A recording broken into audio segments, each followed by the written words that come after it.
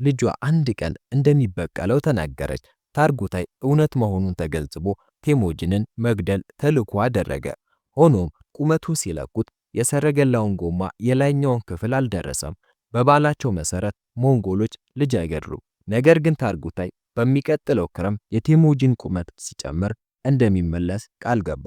ክረምት ሲመጣ ቴሞጂን የሚደበቅበት አልነበረውም።